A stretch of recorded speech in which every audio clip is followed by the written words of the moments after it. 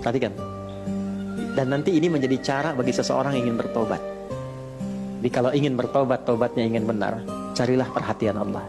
Yang penting ridha Allah. Terus saja tobat. Tobat sampai merasakan kenikmatan tersambung dengan Allah. Itu maksudnya. Jadi begitu keluar kalimat itu yang mengguncang arsy. Itu yang dijadikan oleh Allah pelajaran. Bahkan pada alam malaikat untuk mengenal bagaimana rahmat Allah itu diberikan. Mudah bagi Allah membuka, merubah, memutar, mudah. Tapi Allah ingin memberikan pelajaran bahkan di alam malaikat bagaimana kasih Allah diberikan. Begitu kalimat itu muncul, apa yang terjadi? Maka berubahlah di arsy namanya menjadi ahli surga. Ini riwayat sahih. Berubah menjadi apa? Ahli surga. Padahal Allah tuh maha mengetahui, gampang aja tinggal dirubah ahli surga, tidak. Tapi Allah ingin memberikan informasi bahkan di alam langit kepada para malaikat betapa tingginya rahmat Allah memberi kesempatan pada setiap hambanya untuk kembali kepada Allah dalam kebaikan. Dan itu disebut hamba. Disebut hamba. Karena itu Allah begitu mencintai ketika ada pelaku maksiat, dia pengen taubat, itu begitu dicintai dan statusnya naik lebih tinggi. Ini yang menyebabkan ayat ini turun. Qul ya ibadiyalladzina asrafu ala anfusihim. Ini yang menyebabkan itu menunjukkan rahmat Allah. Hai hambaku, betapa besar pun kau pernah berbuat dosa, sepanjang masih hidup belum tiba ajalmu, jangan pernah putus asa untuk mendapatkan rahmatku. Pakai rahmat. Rahmat di sini mencakup Rahman dan Rahimnya Allah Subhanahu wa taala. Karena itu kalau Anda pernah berbuat salah, saya, kita, jangan malu untuk kembali. Kalaupun malu dilihat orang, Allah menyiapkan tempat yang tidak semua orang bisa ke situ. Datang ke masjid, mohon, minta salat 2 rakaat, minta kebaikan kepada Allah sampai hati mendapatkan ketenangan. Jelas di sini? Baik. Dan yang ketiga, ini yang paling juga banyak dimohonkan, ya. Satu, solusi. Yang kedua apa? Ampunan dari dosa yang begitu melimpah, ya. Dan yang ketiga, rahmat yang ketiga, kasih sayang yang memudahkan jalan-jalan kehidupan dunia sampai akhirat.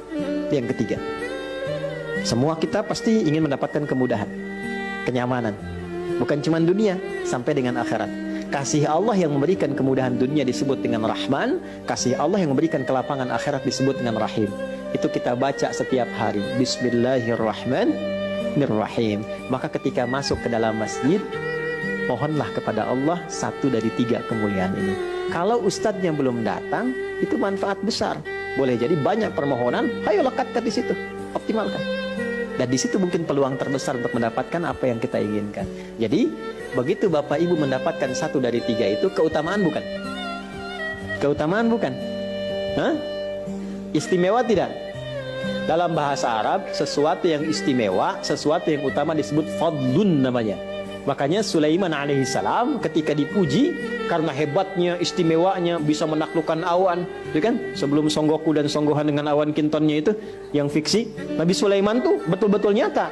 Tapi ketika dipuji apa yang beliau katakan? Hadza min fadli rabbi, fadlun.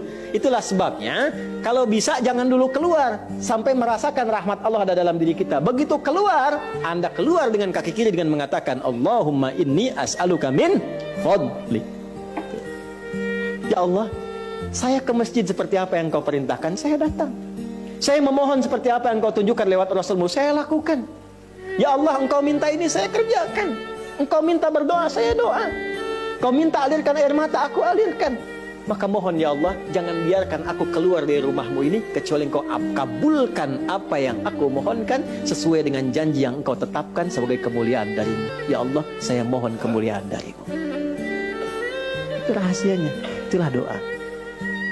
Nah, jadi kalau mau doa itu jangan sekedar dibaca, baca bagus, menjadi ibadah.